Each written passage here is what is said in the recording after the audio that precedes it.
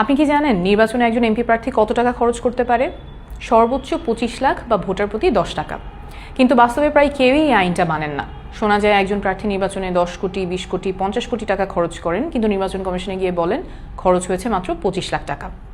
অর্থাৎ প্রায় সকলেরই সংসদে যাওয়ার যাত্রাটা শুরু হয় আইন ভাঙা এবং মিথ্যা বলার মাধ্যমে। এই অসততা ও মিথ্যার রাজনীতি আমি করব না।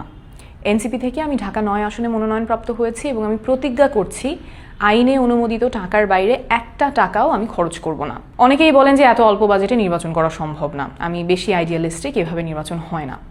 কিন্তু নতুন বাংলাদেশ করতে আমাদের এইটাই করতে হবে, এটা করা ছাড়া কোনো বিকল্প নাই।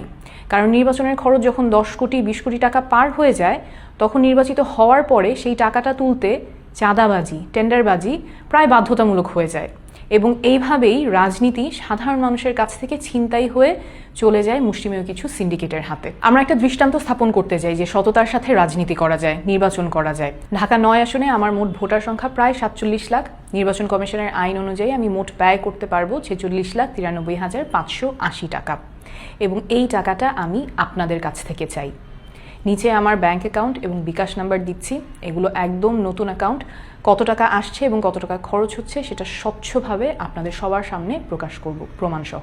আমরা যদি একটা আসনের জন্যও দৃষ্টান্ত দেখাতে পারি যে জনগণের কাছ থেকে টাকা তুলে জনগণের সাথে ক্যাম্পেইন করে নির্বাচনে জেতা সম্ভব, তাহলে আগামীতে এমন আরও অসংখ্য মানুষ এগিয়ে আসবেন যারা সৎ, যোগ্য এবং রাজনীতিতে আসার সাহস দেখাবেন। এই লড়াইটা আপনি আমি মিলে করলেই আমরা জিতে যাব। আমি আপনাদের সাহায্যের আশায় থাকব।